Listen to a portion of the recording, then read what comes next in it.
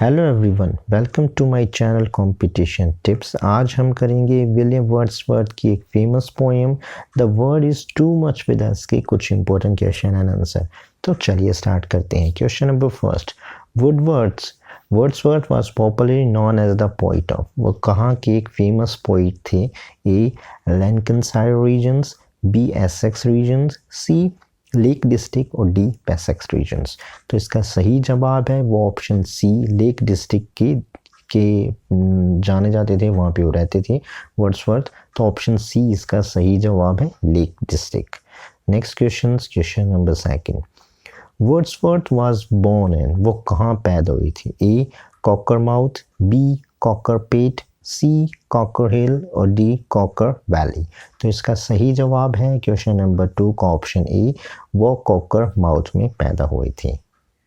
Next question number third, romantic age is also known as. Romantic age जो थी वो किस नाम से जानी जाती थी? A age of Wordsworth, B age of Pope, C age of Dryden और D age of doctor Johnson. तो इसका सही जवाब है option A, age of Wordsworth ही रोमांटिक एज के नाम से जानी जाती थी। ऑप्शन ए इसका सही जवाब है।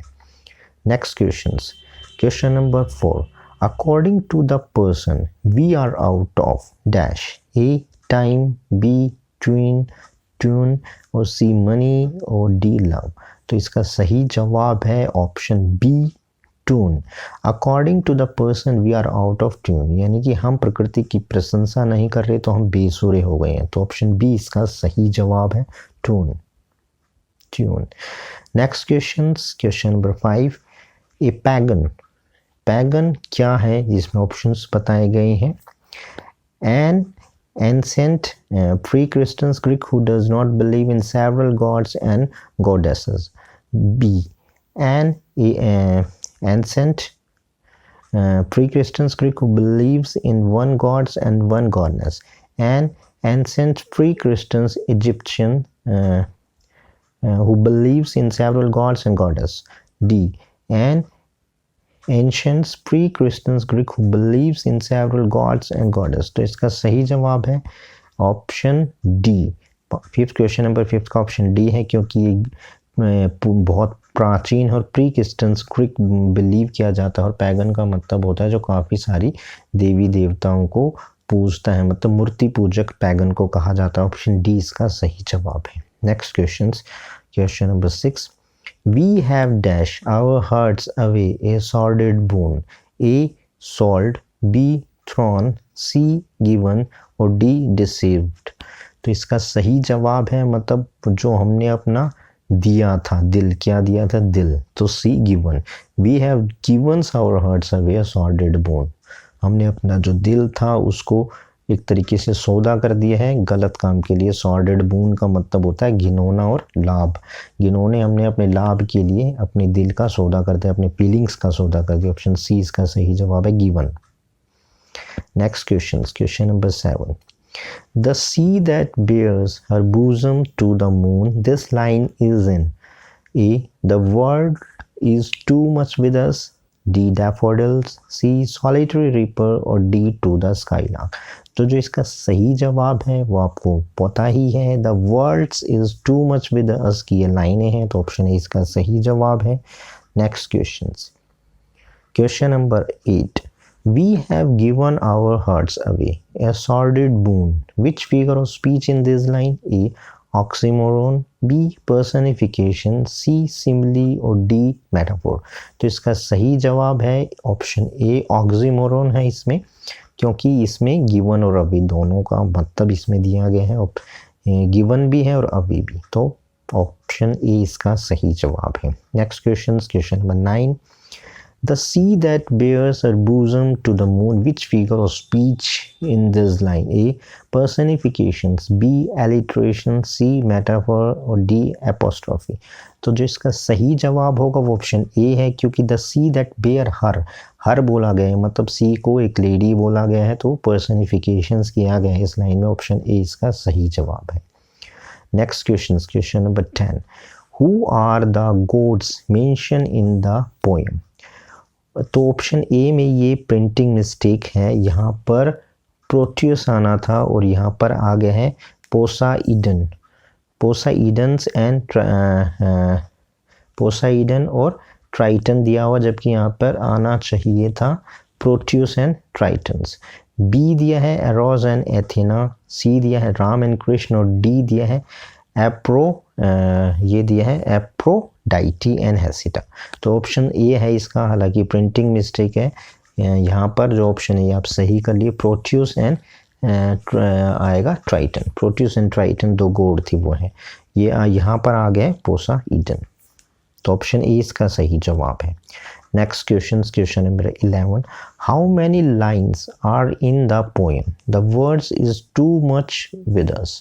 तो जो वर्ड्स इज टू मच में कितनी लाइनें थी? Option A 14, option B 16, option C 18 और ऑप्शन डी 21। तो इसका सही जवाब है ऑप्शन ए 14। ये पूरी पोएम सिर्फ 40 लाइन्स की थी। ऑप्शन ए इसका सही जवाब है। Question number 12, what is the metre of this poem. इस पोएम्स का मीटर्स क्या था? A iambic pentameter, B iambic tetrameter, C iambic hexameter और डी आइम्बिक ऑक्टामीटर। तो इसका सही जवाब है ऑप्शन ए आइम्बिक पेंटामीटर में ये पोएम 14 लाइन की थी और ये आइम्बिक पेंटामीटर में लिखी गई थी।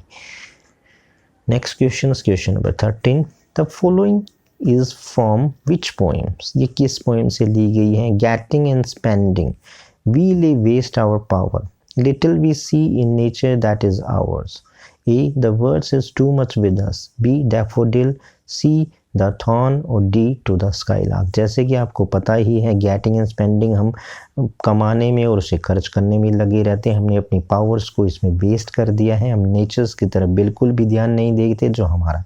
तो ये लाइनें फेमस लाइनें हैं और ये इसकी दूसरी और तीसरी लाइन ही थी, the world is too much with us, के ऑप्शन ए इसका सही जवाब है। Next question number 14, who wrote the world is too much with us poem. किसने लिखी है?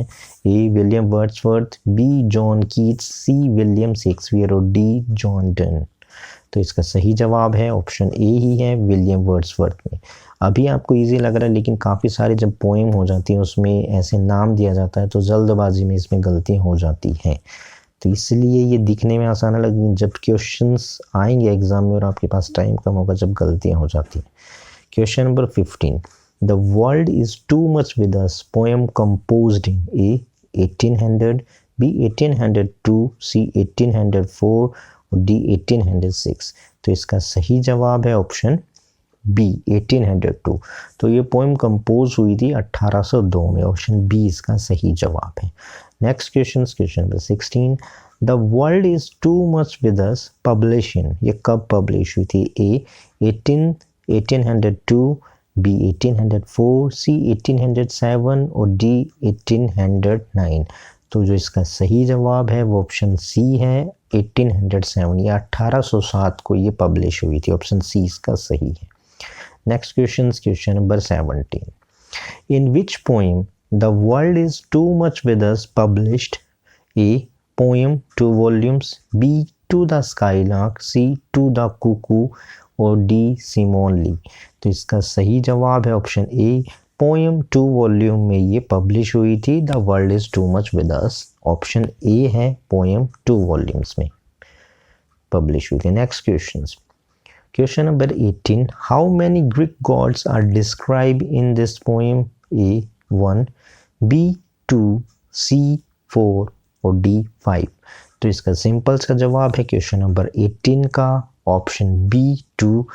दो ग्रीक माइथोलॉजी के गॉड्स थीसियस नहीं प्रोटियस एंड ट्राइटन्स, दो गॉड थे और दोनों ही ग्रीक माइथोलॉजी के गॉड्स हैं और सी से रिलेटेड है, तो इस वजह से दो गॉड्स का यहाँ पर जिक्र था। Question number 19, the word is too much with us is a, कि कौन सा सोनेट की कैटेगरी में आता है? The world is too much, A Petrarchan sonnet, B Shakespearean sonnet, C Spenserian sonnet और डी इंग्लिश सोनेट। तो इसका सही जवाब है ऑप्शन ए, पेट्राचन सोनेट में ये लिखा गया है।